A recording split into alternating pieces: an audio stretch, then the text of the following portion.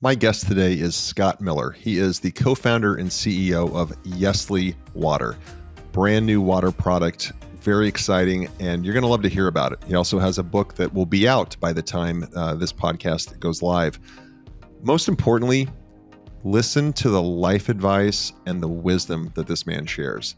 What I really enjoyed, and I know you're going to enjoy, is he talks about the holistic person, the not only business, but health and happiness and how it all dovetails. So today was a great interview, and I got a lot out of it. I know you will as well. I have the pleasure of speaking with Scott Miller today. He's got more than 30 years of professional experience, nearly 2 decades as a highly effective CEO, and he really trumpets transformational leadership. He honed his skills on leading organizational behavior change and development in what he calls smart action. So we're going to dive into that as well.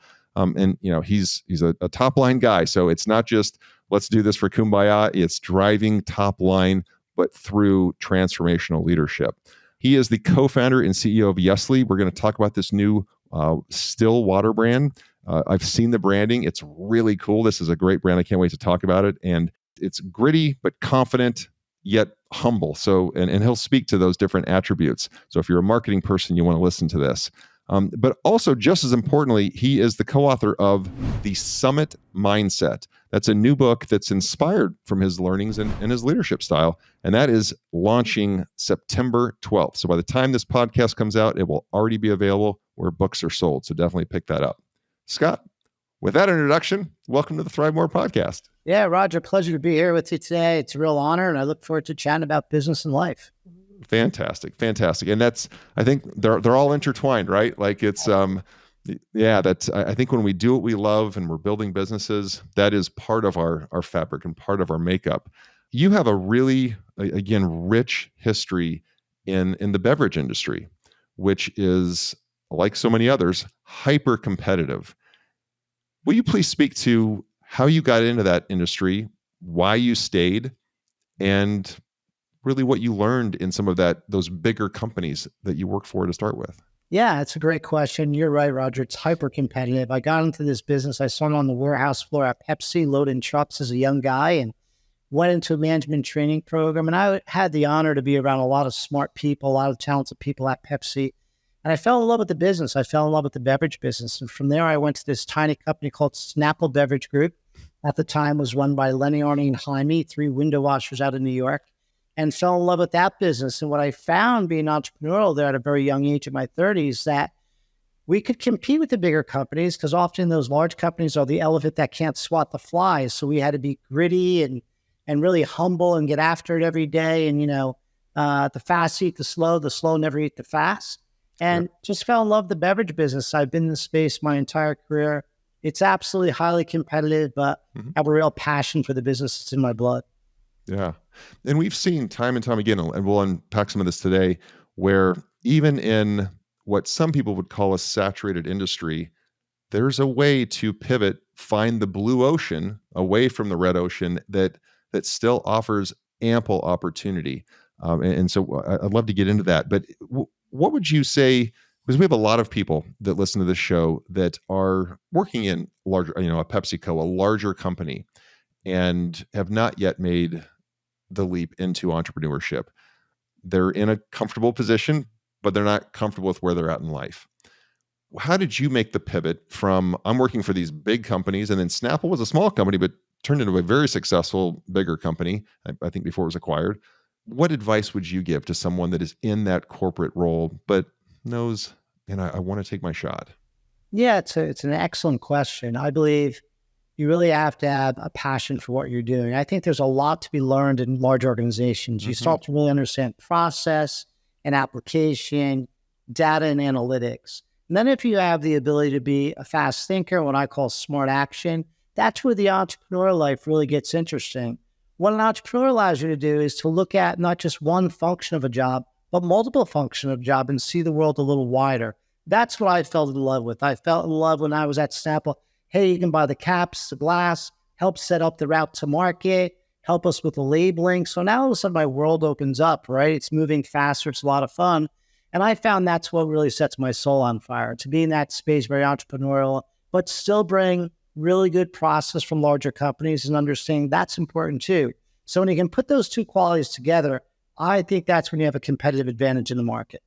I know one before Yesli, you were the CEO of Essentia. That's correct. Another very successful brand in a very competitive market, but they've carved out, they carved out that their niche, and you led that company. What did you accomplish at that company? Because that it seemed like, if my timing's right, while you were there is really when that brand started to really get some traction. Yeah, I mean, it's a great brand, Essentia. The founder of that brand is Ken Upteen. He founded that business and for 22 years ran that business and brought me on as CEO to try to get the business to the sale process. And we were successful together with a great team to sell that company to Nestlé, the largest food and beverage company in the world. And I think it was really filled with great people, but it was really setting our North Star. Our goal is to be the number one premium water in North America. And when I was there, we achieved the number 3 position behind Smart Water in Fiji. So again, creating a brand, I think everyone needs to be in pursuit of life. I think everyone needs a North Star from an organization standpoint. And I think as individuals, we need a North Star. I think people are the best when they're in pursuit of something special in life outside of themselves. So we were able to get that business to the finish line with a great team. And I was real honored to lead that team. And now we're on to Yesli. Ken and I have teamed up again to start Yesli Water, which is an enhanced still water beverage with vitamin B12, B6, and vitamin C. And I'd love to send you some and give it a try.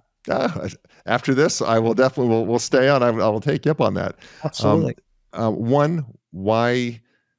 So you had this, I'm sure, a very successful exit, right, with Essentia, and you decided, I'm going to do this again with my own brand, co-found my own brand, knowing what's in front of me, knowing the Herculean task that's in front of me.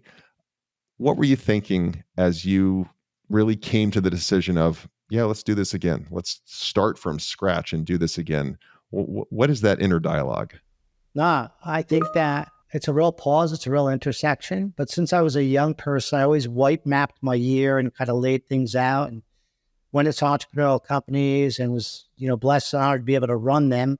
And through time every year, I kind of look at my goals. I knew if I can get Essentia to the finish line, I've been successful at building and exiting companies. And now it was time for me to take something out of the ground myself. And I talked to Ken about that and said, look, I'd like to do this. I'd love to do it with you. He said, man. He reached across the table, shook my hand. I said, let's find a real white space opportunity. Let's find something that no one's doing. And, I love fitness. I love health and wellness. And I'm a runner and I love to lift. And let's give something to people that they can have fun with, but it's healthy, better for you. And that's where Yesli was born. Yesli is a positive affirmation off the word yes. And it's kind of like, say yes to what's next. My yes might be different than your yes. And we thought that's really fun, gritty, and humble. We could have a lot of fun with it. And the goal was to serve every consumer with a mouth and give them something good, healthy, better for you. I love that. I love that. Define your avatar. Do you have a mouth? You're in. That's great. That's great. Well, let's rewind the tape just a little bit. I mentioned in the intro, you just mentioned it a few minutes ago around smart actions. So let's talk about transformational leadership, how you define that, and then organizational behavior, which is another category, which fascinates me, and then if we can, then dovetail at the end. I'm asking a 3-part question. I apologize, but at the end with smart actions. So let's start with transformational leadership and your definition of that. Yeah, that's a great question. I think I've gone into businesses when they're already running to either turn them around or set them up to sell. And I think what you find out in all businesses, they're filled with great people and usually great brands. But the question I first ask is, who are you as an organization? What is your culture? And for me, a culture can never be a plaque on the wall. A culture has to be a living, breathing piece of your fabric that you do every day. And I also ask the question, what are your pillars? And often people say, well, what are you talking about? Well, again, what are your pillars? At Essentia, we set our pillars. People first. That means people matter, right?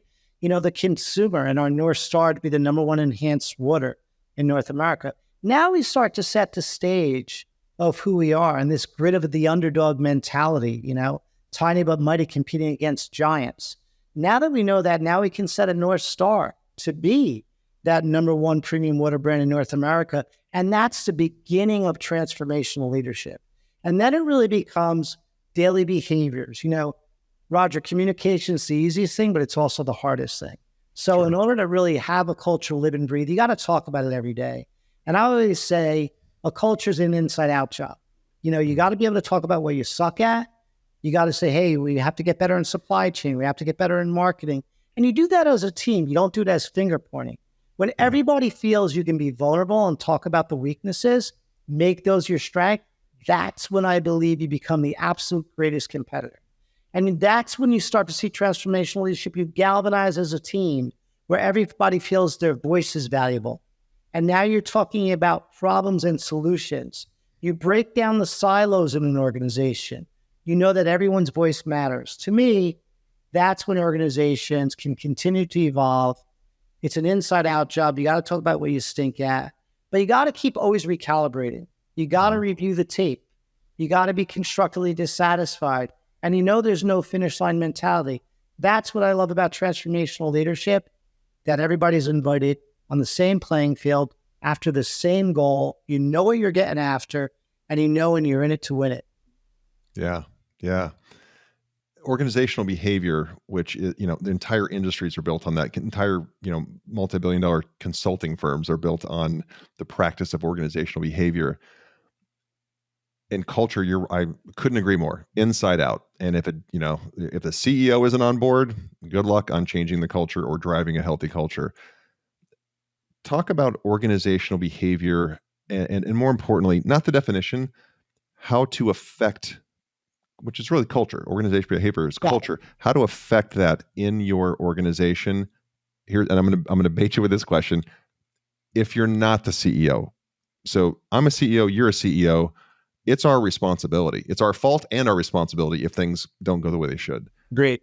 When you're not the CEO, how do you instill in your people to drive that same cultural, same organizational behavior, those positive organizational behavior traits?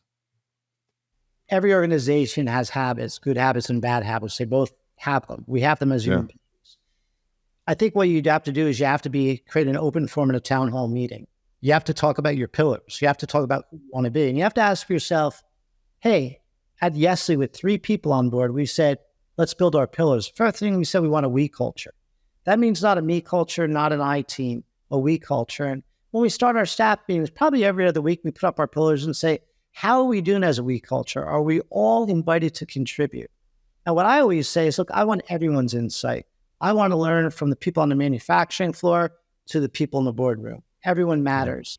So when you create an environment that's high on communication, high cadence, you also are creating a habit and a behavior in your organization. You're expecting that from everyone else. And Roger, what you also learn is who does not want to play in that locker room. Mm-hmm. That doesn't work for everybody, and that's okay. What I always say, there's other locker rooms to play in. But in this locker room, we're going to communicate. We're going to be a we culture. We're going to be teammates. And we're going to get the hierarchy down.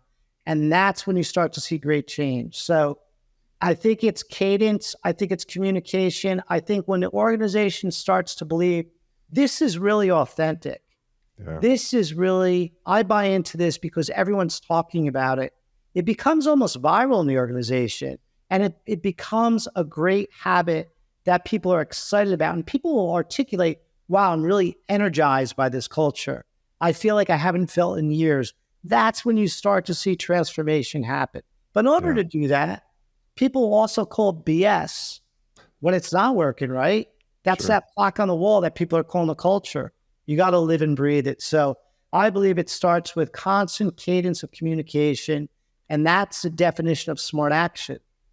Often folks will tell you, young, middle of the road, older people, I'm working really hard.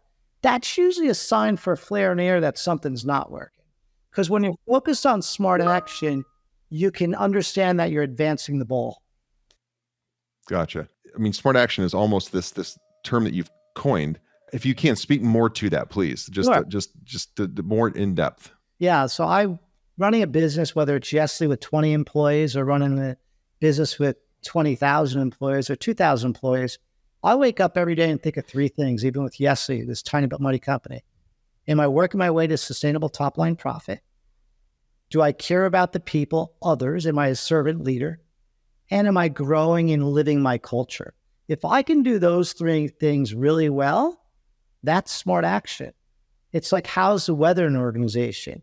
You know what young entrepreneurs usually make the mistake of? They start a business, they're super excited about it, especially in the beverage business. They're pushing volume. They get a more sophisticated board in, and the board says, hey, wait a minute, you have to be profitable. And those young entrepreneurs go, wait a minute, everybody told me to push volume. And they don't have a discipline on how to have a line of sight on top line sustainable profitability. Yeah. As an operator, that's very, very important.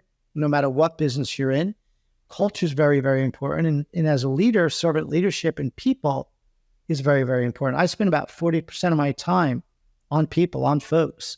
And that means either coaching and mentoring, talking about the business issue, or talking about our culture and pillars. So if I do those three things really well, I know I'm focused on smart action.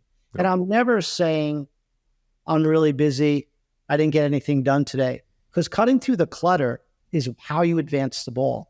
When you can do that, you really create an art in your management style. Yeah. Yeah. You said two things that resonate so deeply about people being busy, but not effective. And we've spent so much time in our companies around the 80-20 rule, and just focus on that 20%. Just don't worry about the 8, focus on that 20. That's the needle mover, right? And then you'll go home knowing you've moved the needle. You've actually, you're going to feel more fulfilled for doing that. But you used a key word. You said discipline. And so many people, it seems, especially in today's hyper social media, everything's, in your face. People are looking for inspiration, and inspiration is great. But the companies you've built and exited and the company you're building now, you can't just be inspired. You have to be disciplined. Agreed. And speak to that maybe as a leader, how to instill that discipline, because you're super successful. You've been successful time and time again, which means you're going to be successful again. And that's the way the business works. You past behavior is the best predictor of the future. How do you instill in your people to be disciplined? Yeah, great. Excellent question. I believe that people in their business life aren't much different than they are in their personal life. If they're disciplined and focused in their business life, they're usually disciplined and focused in their personal life. If they're dysfunctional in their business life, they're typically dysfunctional in their personal life. I instill that discipline by actions. When I first went into Essentia, it was during COVID and it was lockdown. We all went virtual. And every call I started, I was on the call 5 minutes early. Didn't say a word about it. Just 10, 12 calls a day, 5 minutes early. Some people say, wow, Scott, you're always early. And I would say, practice like you play. I want to respect your time, respect my time. I want to show up early. Within weeks, the whole organization was on the call 5, 10 minutes early. And that time gave time to say hello or talk a little about a business issue before the key topic started. Yeah. So discipline and behaviors are habits. And the better we get at them, we start to close the gap on inefficiencies and become more efficient. And I like to say that we all have a day where we stink at something and other days we're great at something. That's okay. It's that reflection. It's that constructively dissatisfied, but you're creating cadence and habits. I think it's super important. When the organization sees leaders do it, we all as human beings model each other. We model discipline and we also sometimes model dysfunction, right? Sure. So it's almost like being around like-minded people. What do you want to create? And I believe when you start to demonstrate that, you really start to rise all the boats. Folks see it, they understand it, they respect it. And I think human beings in general want to be better. And when they're in an environment where you're swimming in that kind of environment, as an athlete, you want to become better. You want to push a little harder. Absolutely. Absolutely. When you mentioned people that usually are, there's always exceptions that are usually disciplined in their personal life, show discipline in their business life, and then the antithesis of that. Can you just share a little bit of your health routine, your personal routine, and how that feeds into your business life? Because this show is about business, health, and wealth, and sometimes we spend a lot more time on business than we do on health. And obviously, for a guy who owns a fitness brand, I should probably spend more time on health. But can you speak to maybe how what you incorporate in your routine, and as importantly, how that impacts your business abilities? Yeah, absolutely, Roger. Again, great point. And we talked a little earlier. Fitness is a huge part of my life. I was a A young guy, played all sports like most people, wrestled and spent time doing that. And in my 20s, when business got busy, life got busy, I started to have kids, I started to run because it became a spot for me to think. It became a spot for me to kind of get through some of the stress. Today, I'm 60 years old. I run my mileage and age once a year. I start usually 8 o'clock at night. I run through the night over 14 hours and run my age in miles. And people are like, why do you do that? Because I always want to challenge myself to be uncomfortable. I always want to feel that friction. I want to feel that I have growth. And like most human beings, every decade of my life has brought adversity, and either in health or in business. And fitness has allowed me to understand what it takes to always dig in and what I call do another rep and work harder. It's also given me a space to think and blow some stress, but it's also allowed me to have the self-confidence to know through fitness that I can do more one rep, that I can be in that tough conversation in the boardroom, that I could be in the trenches on a manufacturing floor, because I understand how to endure through time, through fitness. And I believe that some of my greatest victories in life have never been at the summit or the finish line. They've been through struggle. And in that struggle, I've learned, and that's why I run so far every year, because I struggle. But it teaches me to get better, and it teaches me to be a better competitor. It also gives me humility and helps me be more humble. So, my pillars of my life, I'll share with you, are my faith, my family, others, and business. And fitness is another one there that, two things have always helped me through my life, my faith and my fitness. And I'm a huge believer in it. You and I both know successful folks that are very successful in their business, but the rest of their life is disproportionately out of whack, whether they're obese or they have other issues. And quite frankly, fitness is a center and an anchor, and it helps us in our self-confidence and our belief that we can endure and do more. And I think at any age, it's never too late to get fit. 100% agree. Yeah. Thank you for sharing that. Thank you for sharing. I know the audience will benefit from that. Let's take just a second to talk about The Summit Mindset, which is the book that you've co-authored that will be coming out. It'll be out by the time this podcast goes live. One, I always love to find out what inspired you to write the book. Yeah, look, I think that as we talked earlier, I love to be in pursuit in life, and I love to be in pursuit of new things. I remember when I wanted to write the book, people were like, you can't write a book. You've never written a book. And I'd never let life conform me or put me in a box. I've chased everything I've wanted to do, and failure is part of living. I always say there's no failure in attempt. There's only failure in lack of attempt. So I met James C. Moore through a contact, New York best-time-selling author, and I talked to him about what I wanted to do. He came down and spent some time with me where I live down here in Longboat Key, Florida.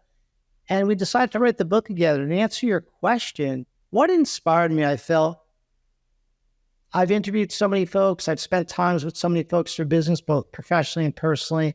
And I thought it was my time to give back a little bit. I wanted to talk about adversity in the book. I wanted to talk about building your pillars. I wanted to talk about your North Star. And I thought the summit, I love to run the backcountry in the mountains. And, when you're running the mountains, the climate's always changing.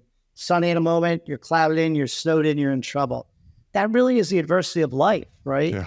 And we all face that adversity of life. And I think what we often think in life, well, why isn't it a straight line for me? Or poor me.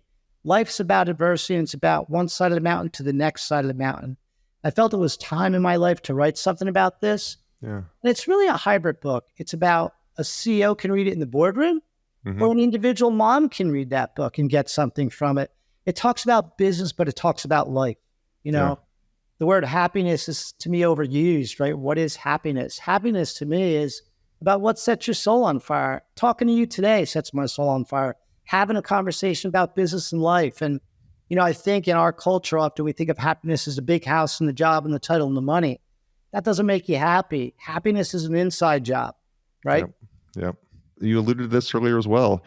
You didn't use these words, but what I heard is that the pursuit of the goal, the pursuit of the dream is more fulfilling than actually achieving it. And there's so many studies coming out now where we get more dopamine hits from chasing it and working toward it and grinding. Not grinding is a bad word, but showing grit, and then achieving it. Once you have it, you're instantly unfulfilled again. So it's a quick story. And please. On that note, I sold Essentia to Nestlé, and my wife was leaving from Madrid. She's from Spain. and I was alone. I went to dinner by myself. It was probably 40 hours after the sale process, exhausted. And I was happy, but the job was done. And I left that restaurant by myself and I started sprinting. And I didn't start sprinting because I sold Essentia. I started sprinting because I was so excited about what's next and thinking about what's next and what to do next and the pursuit. And what's always set my soul on fire is being in pursuit, and chop tree, carry water. And that's where happiness is. And this in our lives, both professionally or personally or family or friends, we meet so many folks that it almost appears like they've given up on life. They lost their mojo. They lost their confidence. They've lost their way. And to me, that's always really sad. And that's why I think athleticism and working out gives us some mojo, gives us some confidence to pursue certain things and to feel better. So the summit mindset is you versus you. It's winning the battle, you versus you. And we talk a lot about that through the book, right? I mean, we all have challenges that we have to overcome.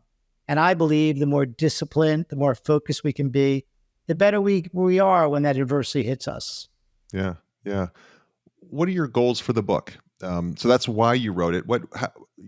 If you could wave a magic wand and it achieve what you want it to achieve, not necessarily in sales, but just in, an impact, what does that look like? Yeah, the goal for the book is to really get it into as many hands as possible to read it. I think it does make a difference when you read it. It causes people to pause and reflect and have an intersection. And then I'd like to do some workshops and have some pilot program around the summit mindset. Hey, what's your North Star? What are your pillars? And what does happiness mean to you? The other thing when I ask folks through many years of interviewing folks, hey, tell me a little bit about yourself. The typical answer is, I'm hardworking, I'm a family person, and I'm really honest. Well, you can close your eyes. Anybody will say that to you. Sure. But the real thing is, who are you, right? That's why pillars to me, my faith, my family, others, and business are my pillars of what I stand on. And I toggle between those. I'm not always good at them. Some days I'm great, some days I stink, but I know that and I toggle in that area. So the book is to try to help folks set their foundation, build some disciplines, have fun along the journey, and stay in pursuit of life. Because I think there's no finish line to that. I hope at 90 years old, if I'm blessed to live that long, I'm in pursuit. And I will be, because that's what gets me up in the morning. That's what's enriching to me. Raising children, I've tried to instill in them, because when somebody asks you, they always say, what do you do? Or what do you want to be when you grow up, right? What do you want to be when you grow up? Such a better question would be, who do you want to be? Who, that's independent of your profession. Who do you want to be? And it sounds like that's what I always say, even to folks when we're building the pillars at Nestlé and business success.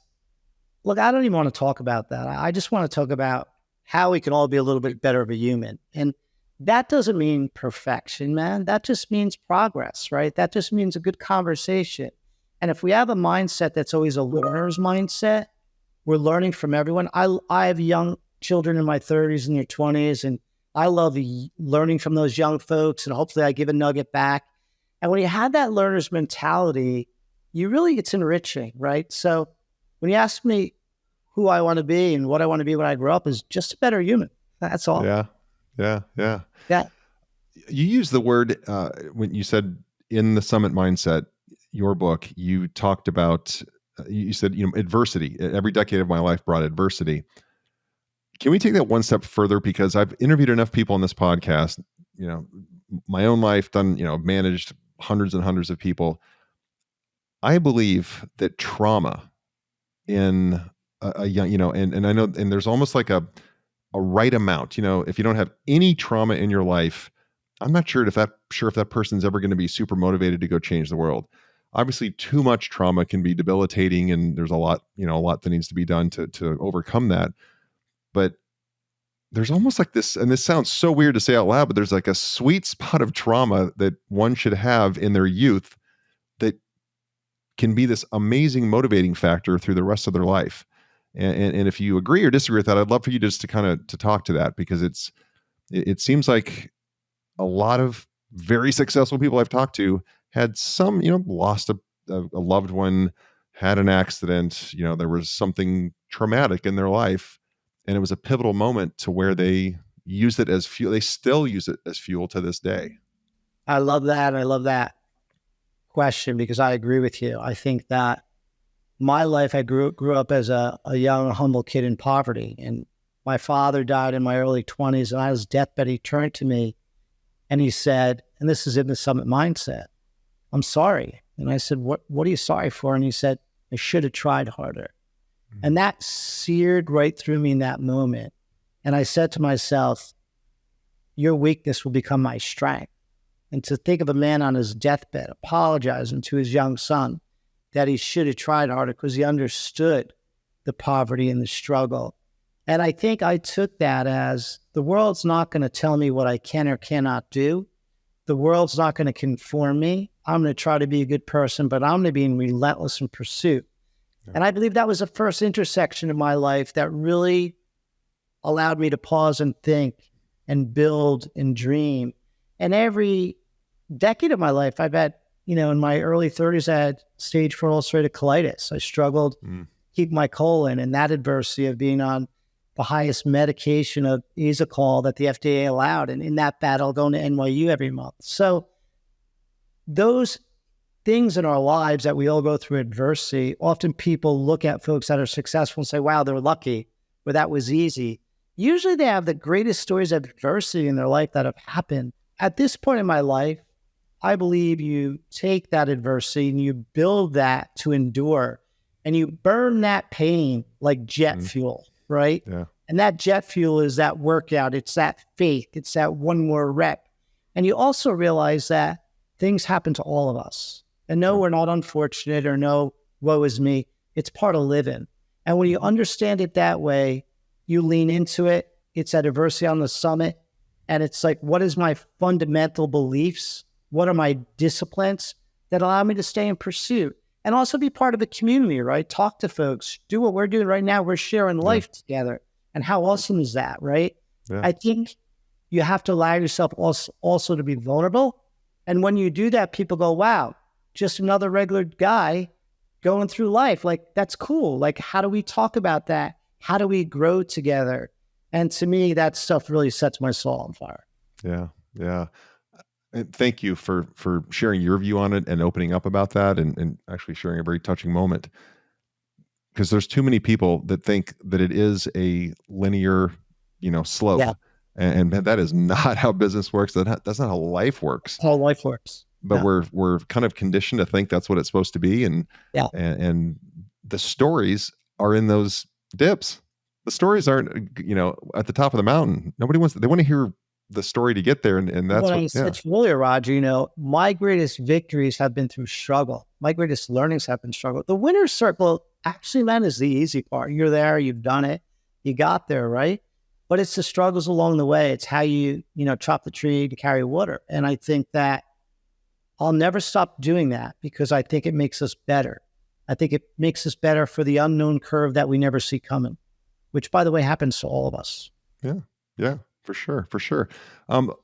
If we can, let's go back to Nestlé, and because I'm while I'm a CEO in my heart of hearts, my fun place. Well, they always say, like, figure out what you love to do that's fun that other people think is work. Marketing is that place for me. I think it's a blast and it's not work for me. And so when I look at Nestlé, I see this cool packaging. I see, very a modern look with this touch of grit. It's just the way it drips down. Like, so they're very intentional. I know about that brand, and I appreciate it so much. So it fascinates me. So talk to me about how you guys arrived at that final look, that final feel, that final, okay, at some point we have to put a stake in the ground and say, this is our brand. And it's hard to change it once you do that. And so what got you to the point where you said, all right, give me the hammer. Let's drive this stake in. This is our look and this is our feel. Yeah, I love that you're a marketer and you're passionate about it, because I am as well. I love it.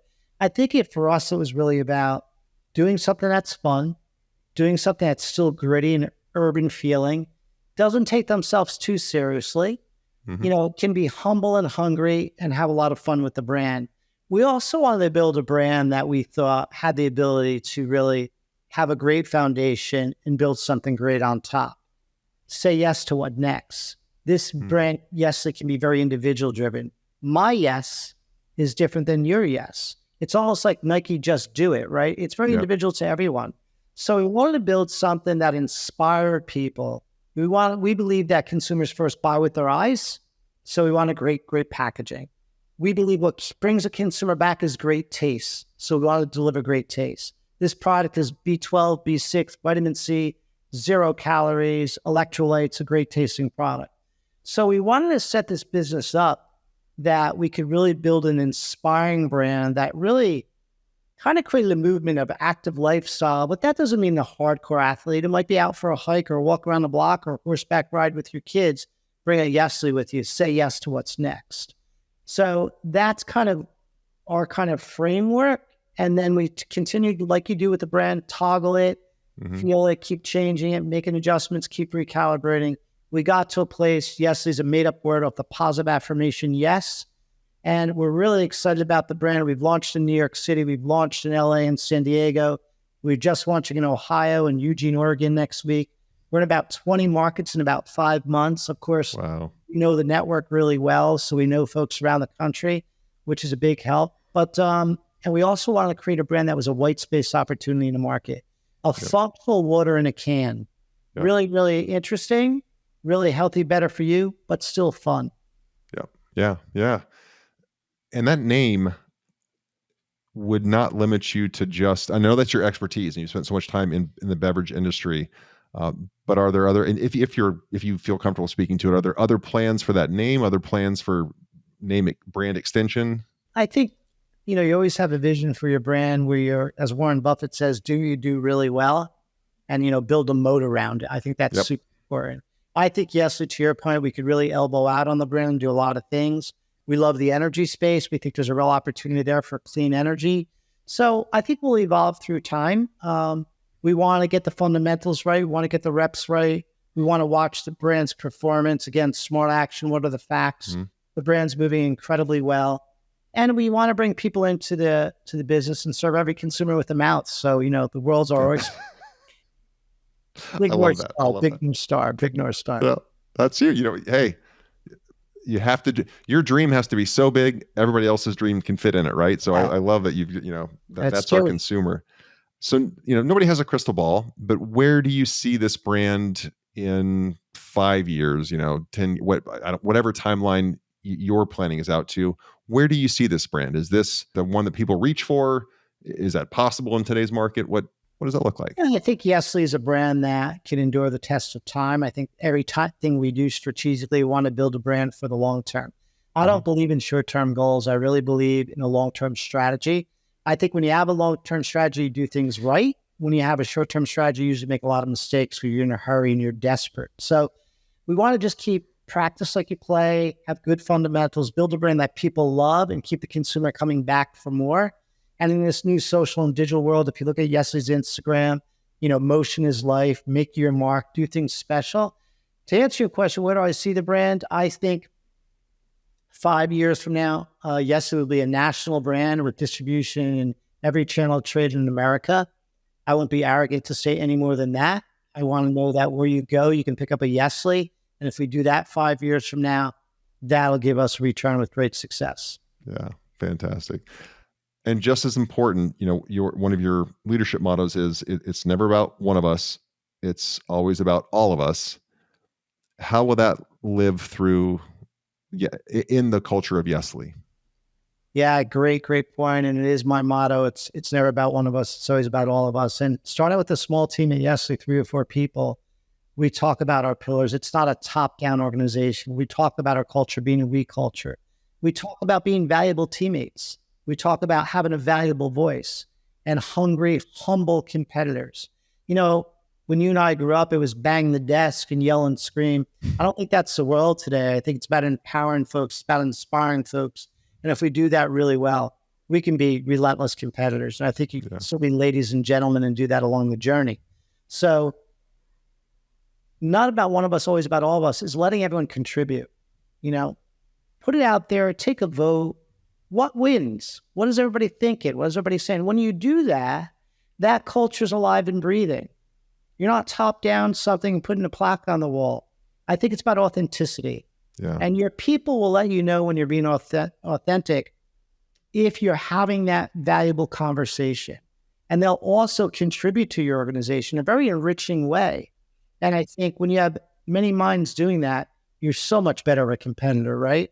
You're always learning from each other. So really wanting to create a we culture, not a me culture, and have fun along the way. And also realize, look, we're not always going to get it right. That's just life. And it's really not about being perfect, man. It's just about progress. And if we look inward, we'll always adjust, we'll recalibrate, and we'll just keep getting better along the way. Yeah.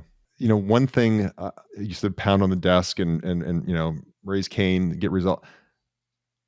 I think that I don't even know if that can even move the needle at all anymore, because this generation's like, to hell with that. I can go down the street, make the same money, and I'll have a job by this afternoon. And but there are still leaders doing that, which is mind-boggling to me.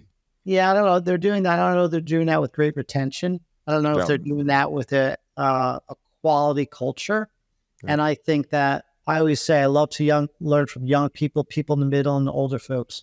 If we can all share that journey and get enriched by each other, and there's this open, collaborative atmosphere, everybody gets better. And you also retain your folks because they're like, there's something special here, and I want to be part of that. And that's what we want to do at Yes. We want to create something special that people feel they really want to be part of, that people feel they're really contributing to. Yeah, yeah. I think what you refer to as pillars, I may refer to as values, right? Sure. Or similar, right? And we brought this up on, I brought this up on this podcast several times. It's hard. I don't know if we can stress this enough, how important, and I've loved that you've said this from, with 3 people, we sat down at it. Yeah. When it's kind of a saying around here is, when we have our values right, and we're a values driven organization as well. When we have those right, the decisions are really easy. The business decisions, totally, you bump them up. Now the consequences may be hard, right? The consequences of that decision, hey, that could bring some struggle and hard work and all that. But the decision, it's really just according to our values. There's nothing really to debate here. Agreed. And it also lets you know, like when you're interviewing folks, hey, does Roger fit into our culture? Is he a we guy? Is he a valuable voice? Does he want to contribute? Or is he the smartest guy in the room syndrome? So it starts to set up your values or your pillars, what you're looking for, who you want to bring into your team, right? And when you do that, you really create a robust environment of collaboration. And I think that is so, so special.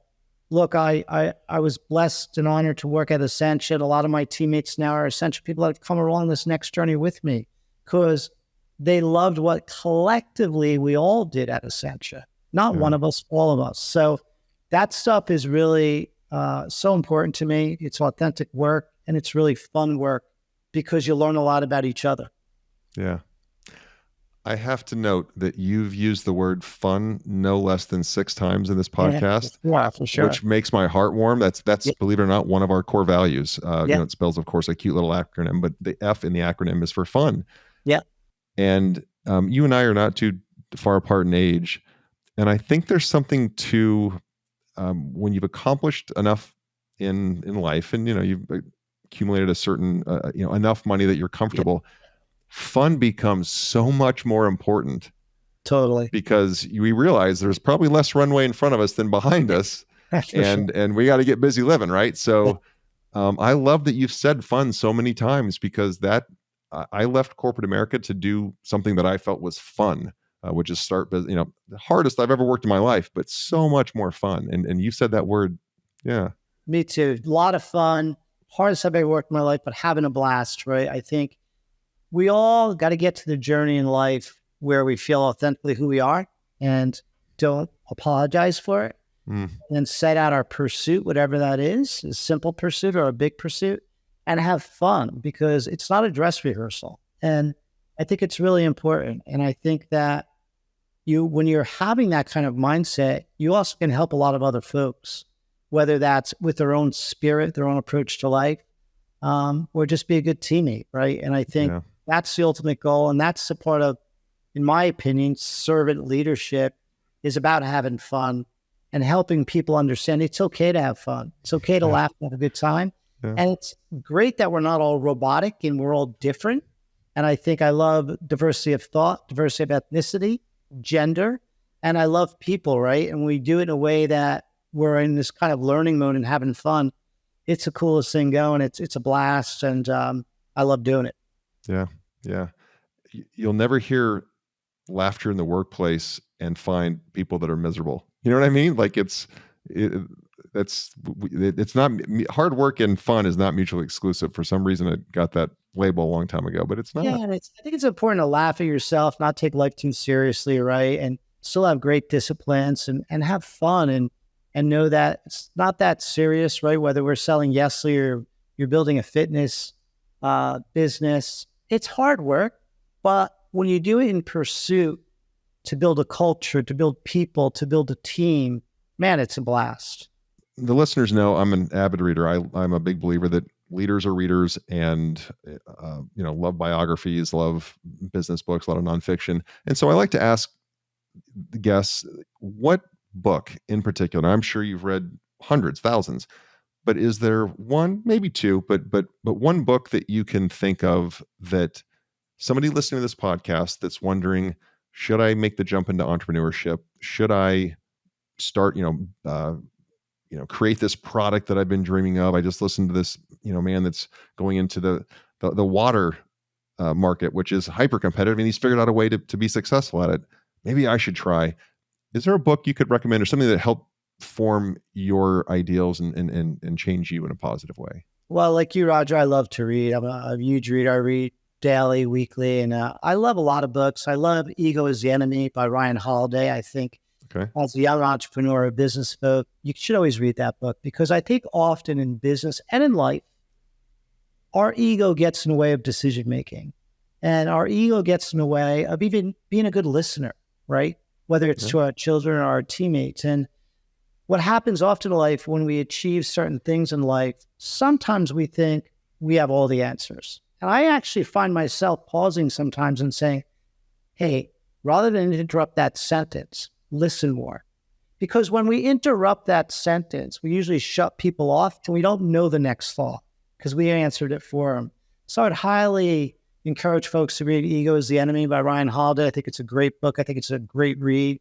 I think Holiday is the last name? Holiday. That's correct. Okay. I think if you haven't read, Blue Ocean, which is just from a business standpoint, is how you find that white space, is another outstanding read. So those are things I love. I think that I'm always looking for a nugget. I love a lot of Warren Buffett biographies. I think he's an amazing man who's so accomplished, but yet so humble. Mm-hmm. And his strategy on business and life is very simplistic, right? It's about finding businesses that are really profitable and well-run with great humans, right? He's always looking for great management and keeping it simple. And I think often in life, we try to create much more complexity that's needed. And I believe simplicity and execution is really, really, really a competitive advantage. Yeah. Which kind of goes back to your intro. I mean, literally just that approach is really, that's transformational, is taking all the noise out of the system. Here's what we got to accomplish, team. Right. Here's what we got to do. One of the things, when I wake up on Monday, when I shut the life on Friday, am I thinking about top line sustainable profit? Am I thinking about people? Am I thinking about culture? Am I doing those things well? What did I stink at this week, man? What can I do a little better? Okay, I'll make an adjustment. So I love simplicity. I never want to see a 100-page deck. Give me the 4 pages that matter. Let's execute them. Sure, exactly. Execution's everything. I love it. Oh, kindred spirit, man. Kindred spirit. Yeah. Awesome. Well, probably the most important question is, where can people find you, follow you, connect with you? I would imagine the book is going to be available wherever books are sold. That's correct. September 12th, the book's available. And you can also find me on summitmindsetthebook.com as our website. You can also find me on a little Instagram handle called Scott Miller-U versus you. Love to chat with folks, DM, talk about business and life. It's something I really love. So I'm excited about September 12th, the book coming out and doing some work with folks on the journey that we're all on. Love it. Love it. And we'll put those in the show notes too, your handles and where they can find you, so people can just click right there. And as I just did some research before this, Nestlé, if it's not in your city yet, you can order it online and you'll ship it right to... Yep. Order online on our website or on Amazon, both available. Awesome. And what the great thing is when you create a unique brand name, you can get the URL. That's usually, that's one of the best things. Yeah. So love it. Scott, it has been an absolute pleasure speaking with you. And I'm very grateful for the time you spent with me. You shared so many nuggets and so much leadership insight and honestly life insight. So thank you for your time. Well, thank you, Roger. It's been an honor. And this has been like a fireside chat. So I've absolutely loved it. Thank you so much for tuning into the ThriveMore podcast. Don't forget to take a look at the show notes for any resources mentioned during the show. And if you haven't already, be sure to hit the subscribe button and turn on your notifications so you have access to the latest and the greatest. I'd also like to remind you to check out our website, thrivemoorebrands.com. There you'll find information on the brands we support and information on franchising. Thank you again for tuning in. And until next time, always remember to set your intentions for the day and strive to thrive.